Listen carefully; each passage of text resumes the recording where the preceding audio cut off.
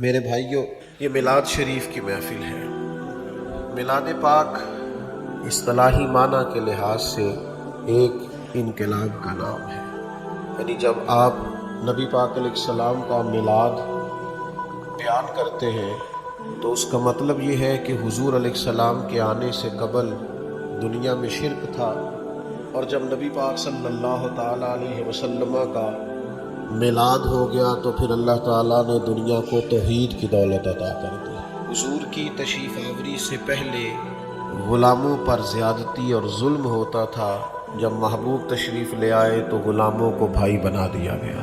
حضور کی تشریف آوری سے پہلے بیٹیاں زندہ دفن کر دی جاتی تھیں، لیکن جب کریم تشریف لے آئے تو بیٹیاں آنکھوں کی ٹھنڈک بن گئی۔ حضور کی تشریف آوری سے پہلے لوگ اخلاقی طور پر بگڑے ہوئے تھے، اخلاقی انحطاط کا شکار تھے، ان میں بہت ساری کمزوریاں پائی جاتی تھیں، لیکن جب میلاد ہو گیا تو اللہ تعالیٰ نے انہیں اخلاق کی بلندیاں عطا فرما دی۔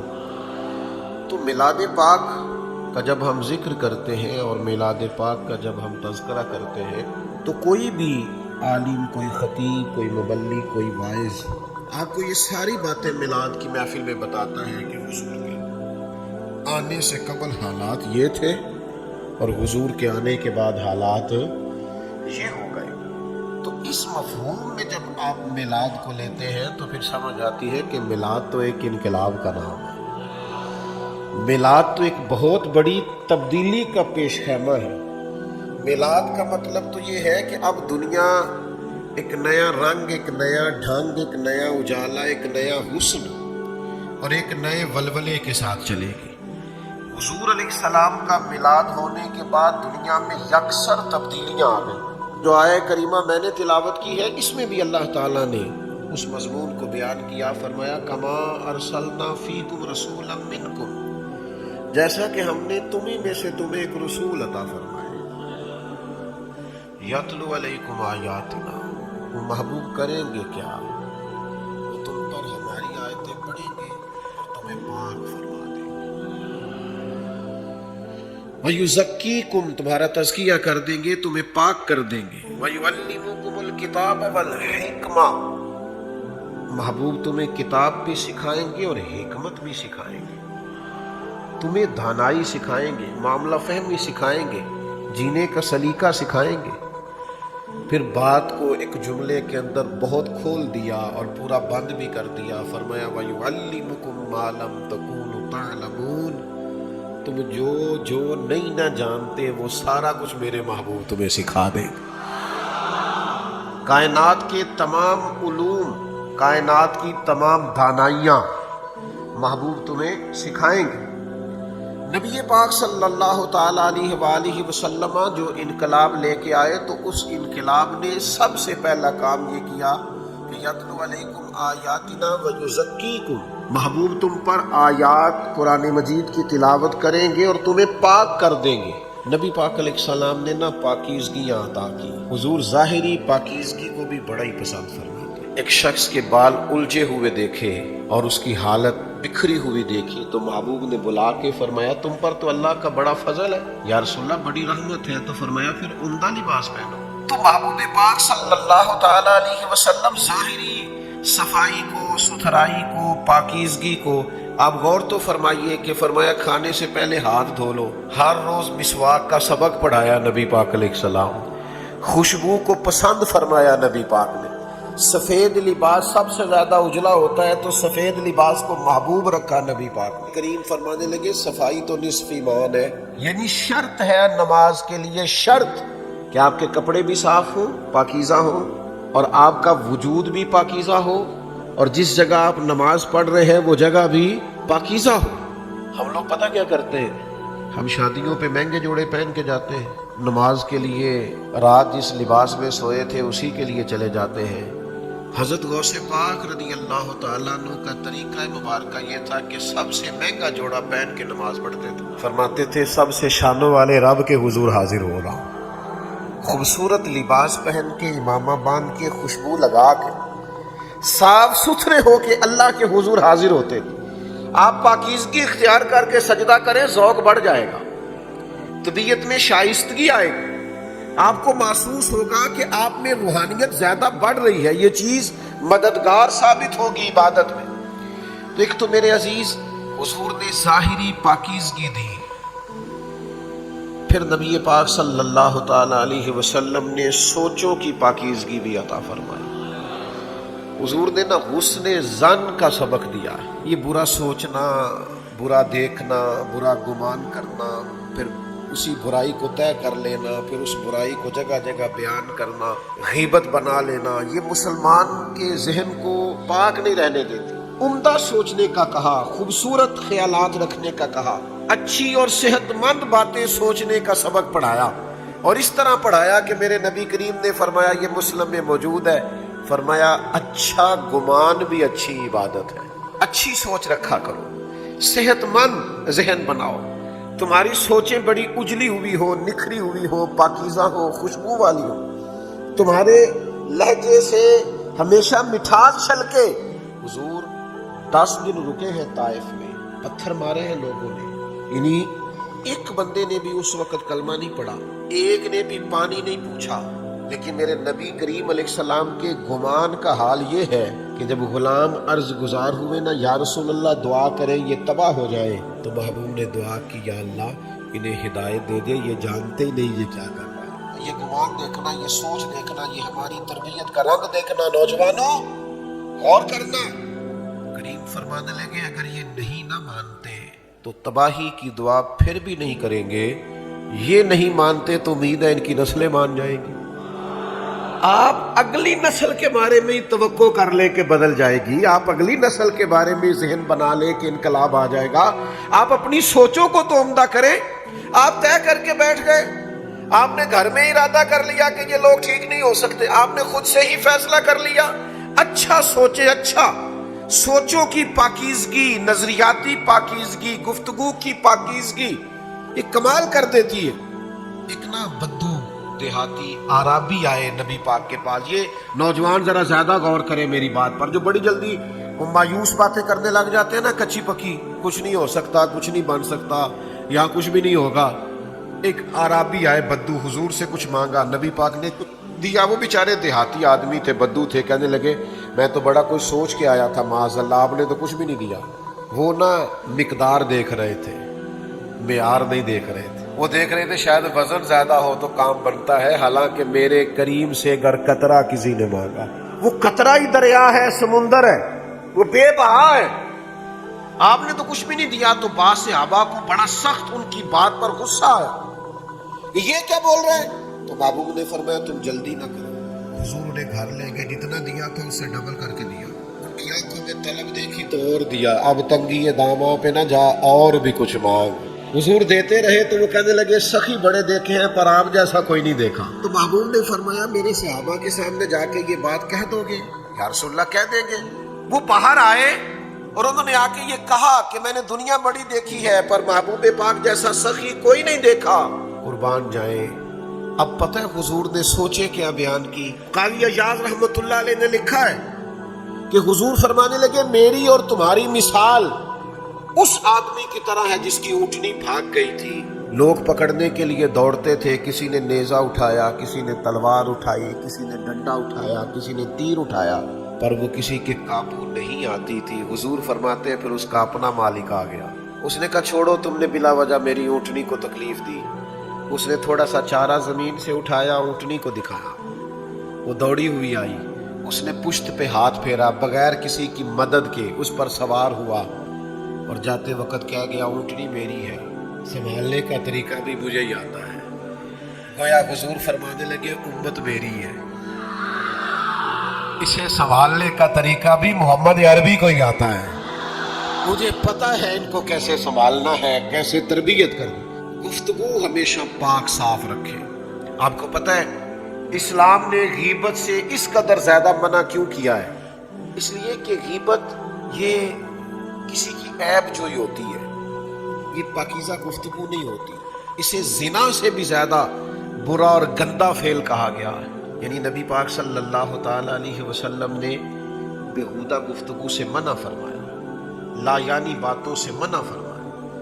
ہمارے لب و لہجوں میں، ہمارے انداز میں، ہمارے اٹھنے بیٹھنے میں مذاق کے نام پر، دل لگی کے نام پر بعض اوقات ایسی گفتگو ہو جاتی ہے جو شخصیت سے میچ نہیں کرتی. جو آدمی گفتگو کر رہا ہوتا ہے اس کی پرسنالٹی کے ساتھ میچ نہیں کرتی. اپنے لفظوں کو جچا تلا رکھے، خوبصورت رکھے، پاکیزہ رکھے. میرے کریم بولتے تھے نا تو سیدہ عائشہ صدیقہ فرماتی ہے حضور کے جملے اور لفظ گنے جا سکتے تھے. حضور دھیما بولتے، میٹھا بولتے، اور ایک بات دوسرے سے جدا ہوتی، اور محبوب کا لب و لہجہ اتنا حسین ہوتا کہ حضور بولتے جاتے اور جملے دلوں میں گھر کرتے چلے جاتے. آپ پاکیزہ بات کریں، آپ عمدہ بات کریں، آپ کوئی ایسی بات نہ کریں جو ذات کے لیے ہو. آپ مقاصد کی گفتگو کریں، معنی خیز بات کریں. کچھ لوگ بہت بولتے، ان کی گفتگو کا بھی وقار ختم ہو جاتا ہے. لوگ کہتے ہیں اس کو تو عادت ہے زیادہ باتیں کرنے کی. کچھ لوگ ہر بات کہنا چاہتے ہیں، ہر بات بھی کہنے کی نہیں ہوتی.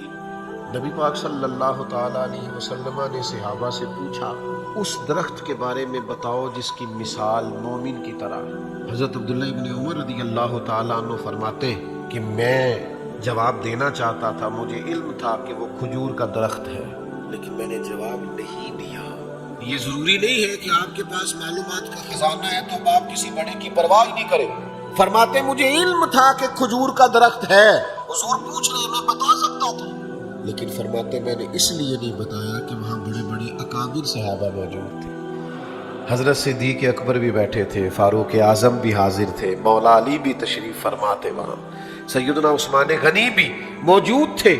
تو میں نے کہا اتنے بڑے لوگ موجود ہیں تو میں نے اکابرین کی موجودگی میں گفتگو کرنا مناسب نہ جانا. یہ تربیت ہے حضور کی دی ہوئی، اس کو سمجھیے گا. ہم محسوس ہی نہیں کرتے کہاں کیا کہنا چاہیے تھا. لفظوں پر تھوڑی پابندی ہونی چاہیے، جملے ذرا پاکیزہ ہونے چاہیے، انداز فکر ذرا دھلا ہوا ہونا چاہیے. بات اگرچہ بے سلیقہ ہو کلیم، پر بات کرنے کو سلیقہ چاہیے.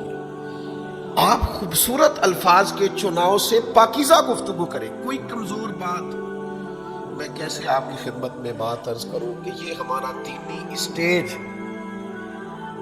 جب اس پر لوگ بازاری زبان استعمال کرتے ہیں، یہاں بیٹھ کر ایسے جملے بولتے ہیں جو ان کی شخصیت سے میچ نہیں کرتے، تو پھر قوم اس سے وہ والا سبق حاصل نہیں کر پاتی جو انہیں حاصل کرنا چاہیے. آپ کی گفتگو حسین ہو. یہ دیکھیے نا، دو بھائی ہوں، مثال دے رہا ہوں سمجھانے کے لیے. دو بھائی ہیں، چھوٹے کی تعلیم بھی زیادہ ہے اور نوکری بھی اچھی ہے اور اس کے پاس پیسے بھی زیادہ ہیں، اور بڑا جو ہے وہ نہ بڑی ڈگری حاصل کر سکا ہے، نہ اچھا کاروبار کر سکا ہے، نہ زیادہ دولت جمع کر سکا ہے. دونوں اکٹھے بیٹھے ہو، دونوں سے پوچھا جائے کہ آپ میں سے بڑا کون ہے، تو اس سے کیا مراد ہوتا ہے؟ عمر ہی مراد ہوتی ہے نا. یہ تو نہیں پوچھا جائے گا کہ آپ میں سے تعلیم کس کی زیادہ ہے. بڑا ہونے کا مطلب کیا ہے کہ آپ میں سے عمر میں کون بڑا ہے. بڑی ٹھنڈک کے ساتھ ذرا اس بات کو سمجھیے گا. حضرت عباس رضی اللہ تعالیٰ عنہ میرے کریم نبی صلی اللہ علیہ وسلم کے چچا ہیں. ایک شخص نے ان سے سوال کیا کہ آپ بڑے ہیں کہ حضور؟ تو وہ جو پوچھنے والا ہے نا وہ عمر پوچھ رہا تھا، وہ عمر کے بارے میں سوال کر رہا تھا. رتبہ وہ بھی جانتا تھا کہ حضور بڑے نہیں، حضور تو امام الانبیاء ہے، حضور تو سید الرسل ہے. ہم نے اپنے بڑوں سے سنا ہے کہ بس اللہ ہی ان سے بڑا ہے. بعد از خدا بزرگ توئی، قصہ مختصر، بہت سے عالی مقام آئے پر خدا کے بعد اس کا نام آئے. وہ اولی ہے، وہ آخری ہے، میرا تو سب کچھ میرا نبی ہے. تو سوال کیا اور پوچھنے والا عمر پوچھ رہا ہے، مرتبہ نہیں پوچھ رہا. اس نے حضرت عباس رضی اللہ تعالیٰ عنہ کی خدمت میں عرض کی حضور بتلائیے آپ بڑے ہیں یا نبی کریم؟ تو یہ ہے گفتگو کی پاکیزگی، یہ ہے لفظوں کی طہارت، یہ ہے باوضو جملے. حضرت جناب سیدنا عباس رضی اللہ تعالیٰ عنہ سے پوچھا جا رہا ہے آپ بڑے ہیں کہ حضور؟ تو وہ بھی جانتے ہیں کہ پوچھنے والا عمر پوچھ رہا ہے. لیکن حضرت عباس کا کیا انداز ہے جواب دینے کا، قربان جائیں ان کے لفظوں پر. فرمانے لگے بڑے تو حضور ہی ہیں، پیدا پہلے میں ہوا تھا. بات اگرچہ بے سلیقہ ہو، کلیم پر بات کرنے کو سلیقہ چاہیے. وہی بڑے ہیں، وہی وراء الورا ہیں. بلغ العلا بے کمال ہی کشفت دجا بے جمال ہی کشفت دجا بے حسنت جمیع خصال ہی صلو علیہ وآلہ. وہی بڑے ہیں، وہی کریم ہیں، انہی کو مرتبوں میں بلندی حاصل ہے. عزیز بھائیوں یاد رکھیے گا، سوچوں کی پاکیزگی، پھر گفتگو کی پاکیزگی. حسین گفتگو کریں ہمیشہ. وقولوا للناس حسنا، لوگوں سے اچھی بات کریں، خوبصورت انداز اختیار کریں، مایوسی والی بات نہ کریں. جب بھی بات کریں حسین بات کریں. دروازے رسول پہ جب بھی کوئی آتا تھا محبوب ایسی بات کرتے تھے دل ٹھنڈا ہو جاتا تھا. حضور ایسا پیار سے نوازتے تھے کرم ہو جاتا تھا. یعنی ایک صحابی، ایک شخصیت ہے، انہوں نے روزہ رکھا تھا، روزہ توڑ بیٹھے حضور کی بارگاہ میں، روزہ توڑ دیا. 60 روزے رکھیے. انہوں نے کہا جی میرے سے تو ایک نہیں پورا ہوا گیا. 60 مسکینوں کو کھانا کھلائیے. کہنے لگے صبح سے اپنے گھر میں کھانا کوئی نہیں. تو محبوب کریم صلی اللہ تعالی علیہ وآلہ وسلم نے کئی باتیں انہیں بیان کی، 3 روزوں کا بھی کہا، لیکن وہ وہیں رہے. اب نہ کہیں سے کھجوروں کا ٹوکرا آیا تو محبوب نے اپنے پاس سے کھجوریں دی. فرمایا کسی مسکین کو جا کے دے دو، تمہارے روزے کا کفارہ ہو جائے. تو عرض کرنے لگے یا رسول اللہ سارے مدینے میں سب سے غریب میں ہی ہوں. اچھا روزہ بھی انہوں نے توڑا ہے، کھجوریں حضور نے دی. فرمایا جا گھر جا کے تو ہی کھا لے، تیرے ہی روزے کا کفارہ ہو جائے گا. کیسا انداز کریمانہ ہے، کیسا نوازنے کا انداز ہے، کیا برکھا برستی ہے رحمت کی. تو پاکیزہ بات. اور پھر نبی کریم نے ہمیں سکھایا ہے کہ دلوں کو ہمیشہ صاف رکھنا ہے. جب کسی کو معاف کرے تو صحیح والا کرے، جب کسی سے صلح کرے تو صحیح والی کرے، جب کسی سے سینہ ملائیں تو کینہ دور کر کے ملائیں، جب کسی کو بھائی کہیں تو دل و جان سے کہیں. یہ نہ ہو کہ جی میں نے فلانے کے کہنے پہ صلح تو کر لی ہے پر جب میرے دانت کے نیچے آئے گا تو پھر میں نے دبانا ہے. یہ نہ کرے. دل پورا صاف. یہ جو دل ہے نا یہ محبوب کے رہنے کی جگہ ہے. نبی پاک علیہ السلام نے فرمایا رب نہ تمہاری جیب دیکھتا ہے نہ تمہارے چہرے دیکھتا ہے، وہ جب دیکھتا ہے تمہارے دل دیکھتا ہے. دل آماجگاہ ہے، یہ مالک کے نظر فرمانے کی جگہ ہے. میرے بھائیوں یاد رکھیے گا، دل کو ہر وقت صاف رکھیں. ہر عداوت سے، ہر کینے سے، ہر بغض سے، ہر نفاق سے، ہر خود پسندی سے، ہر قسم کے عجب سے، ہر قسم کے حسد سے. اعلیٰ حضرت بریلوی رحمۃ اللہ علیہ فرماتے ہیں یہ جو لوگ حسد کرتے ہیں نا ایک دوسرے سے، یہ بندے سے حسد نہیں کرتے، یہ اللہ کی تقسیم پر اعتراض کرتے ہیں. معاذ اللہ، یہ رب کی تقسیم پر اعتراض کرتے ہیں. جسے چاہا در پہ بلا لیا اور جسے چاہا اپنا بنا لیا. یہ بڑے کرم کے ہیں فیصلے اور یہ بڑے نصیب کی بات ہے. کوئی آیا لے کے چلا گیا، کوئی عمر بھر بھی نہ پا سکا. میرے مولا تجھ سے گلا نہیں، یہ تو اپنا اپنا نصیب ہے. اگر دھبے روح پہ ہو، حسد کا، بغض کا، عداوت کا، بددیانتی کا دھبا، یہ دھبے نبی پاک علیہ السلام نے فرمایا جب تو ایک گناہ کرتا ہے اور توبہ نہیں کرتا تو تیرے دل پر دھبا لگتا ہے، نقطہ لگتا ہے. اور اگر تو پھر توبہ نہ کرے، پھر گناہ کرے تو ایک نقطہ اور لگ جاتا ہے. تو اسی طرح گناہ کرتا جائے گا تو دل سیاہ ہوتا جائے گا. پھر جتنی مرضی کوئی اعلیٰ بات کرے دل پر اثر نہیں ہوتا. دل کو صاف رکھیں، ستھرا رکھیں، ہمیشہ پاکیزہ رکھیں. پاک ہوئے تے پاک ہی ملدا ہی، تے بنا پاکوں پاک نہیں ملدا. سارے وجود دے توڑ دے نالوں ایکو تولا ٹکڑا دل دا. اور پھر دل کا حال یہ ہونا چاہیے کہ دل وہ دل ہے جو تیری یاد سے معمور رہا، اور سر ہے وہ سر جو تیرے قدموں پہ قربان گیا. انہیں جانا انہیں مانا نہ رکھا غیر سے کام، للہ الحمد میں دنیا سے مسلمان گیا. حضرت عبداللہ ابن عمر رضی اللہ تعالیٰ عنہ فرماتے میں بھی حاضر تھا، ایک اور صحابی بھی حاضر تھے. ہم نبی کریم کی عالی مرتبت بارگاہ میں بیٹھے تھے. دروازے پہ دستک ہوئی، حضور نے فرمایا دروازہ کھولو جنتی آیا. کہتے ہم نے بڑا رشک کیا، یار کمال ہو گئی، جس کو محبوب جنتی فرمائے. دروازہ کھولا تو بندہ سادہ سا، تازہ وضو کیا ہے تو داڑھی سے پانی کے قطرے گر رہے ہیں، جوتے بغل میں دبائے ہوئے، سامان ایک جگہ پہ رکھا، حضور کی بارگاہ میں حاضری دی، چلا گیا۔ ہم رشک کرتے رہے کیا بات ہے جسے محبوب جنتی کہیں؟ فرماتے اگلا دن آیا، ہم وہیں حاضر تھے، پھر دروازے پہ دستک ہوئی۔ اتفاق کی بات یہ کہ کریم نے پھر وہی جملے دہرائے، فرمایا کھولو دروازہ، جنتی آیا۔ ہم سمجھ گئے ایک اور کے بھی نصیبے جاگے ہیں، پر حیران رہ گئے، دروازہ کھولا تو بندہ تو وہی تھا جو کل آیا تھا۔ اب تو ناز کرنے لگے، کیا تیرے نصیب ہے، دو مرتبہ جنت کی بشارت۔ فرماتے تیسرے دن بھی وہی جگہ، وہی مقام، وہی وقت، وہی انداز، دستک ہوئی تو فرمایا کھولو دروازہ، جنتی آیا۔ فرماتے دروازہ کھولا تو وہی شخص تھا۔ محبوب پاک علیہ السلام نے اسی طرح اس پر کرم نوازی کی، وہ رخصت ہوا۔ حضرت عبداللہ ابن عمر کہتے میں بھی اجازت لے کے اٹھا، اس کے پیچھے ہو گیا، سلام لی، میں نے کہا تیرا مہمان نہ بن جاؤں۔ تو بڑی حیرانگی والی بات ہے نا، جس بندے کا 2 گلیاں چھوڑ کے گھر ہے وہ کہے آپ کا مہمان بننا۔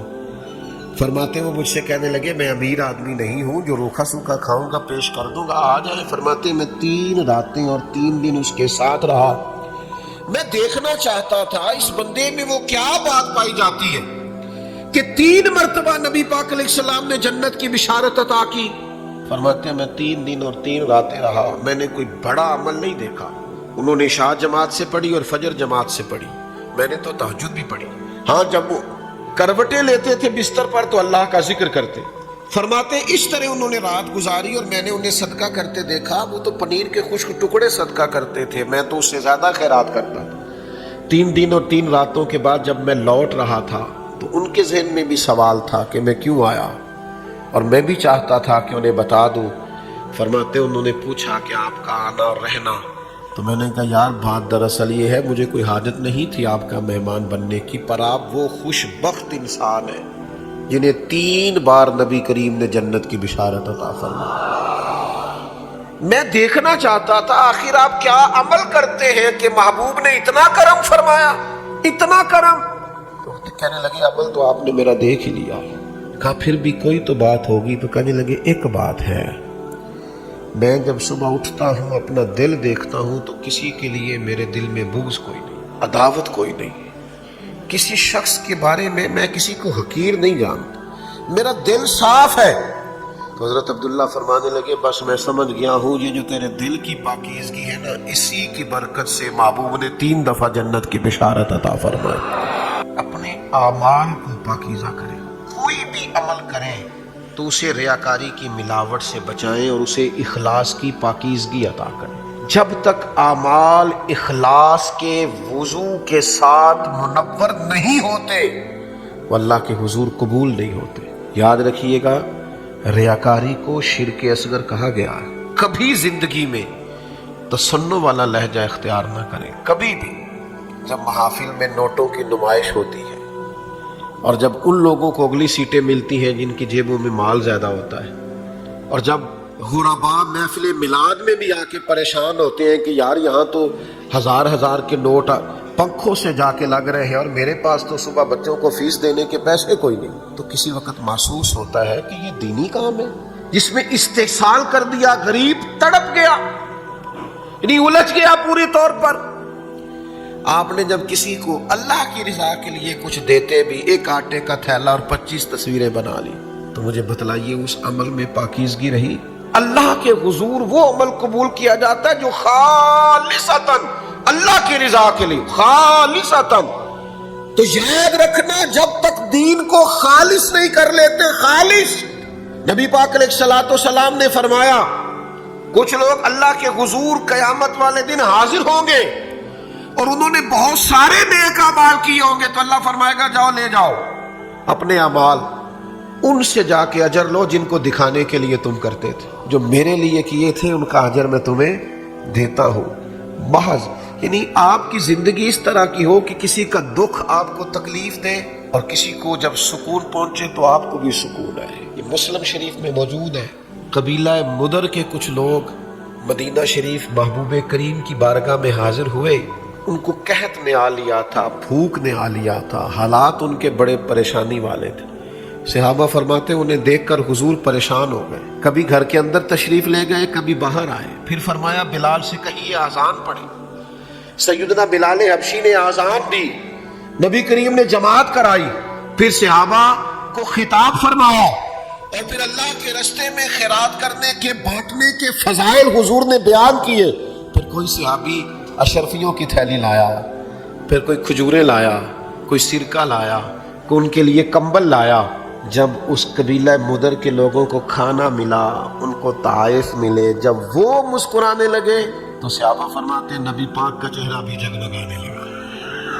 آپ اخلاص کے ساتھ کسی کی خوشی میں خوش ہو، اپنے اعمال میں اخلاص لائیے، کبھی بھی احسان جتلا کر، کبھی بھی کوئی ایسا رنگ دے کر، کبھی بھی تعریف کا شوق پیدا کر کے اپنے اعمال کو ضائع نہ کیجیے، تھوڑا کر لیجیے۔ 100 گھر تھا مدینہ منورہ میں، جہاں کھانا بھی آتا تھا، کپڑوں کا خرچ بھی تھوڑی سی آبادی ہوتی تھی، 100 گھر میں کھانا جاتا تھا، پتہ نہیں تھا کون دے جاتا ہے۔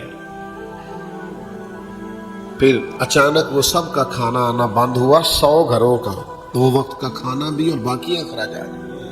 تو لوگوں نے ڈھونڈنا شروع کیا کہ پتہ کرو تیرے گھر کب سے نہیں آ رہا۔ اس نے کہا 18 محرم سے۔ تیرے گھر کب سے نہیں آ رہا؟ 18 محرم سے۔ تو جب لوگوں نے ڈھونڈا، تاریخیں ملائی، تو پتہ چلا کہ 18 محرم کو امام زین العابدین کا وصال ہوا ہے۔ سب گھروں میں کھانا جاتا تھا، چہرے پہ نقاب اوڑے رکھتے تھے، کسی کو خبر نہیں ہوتی تھی۔ اعمال کو صاف کریں، خالص کریں، اپنی زندگی کے شب و روز پر تھوڑی تھوڑی توجہ دیں، اب دین کی اصل کی طرف آئے۔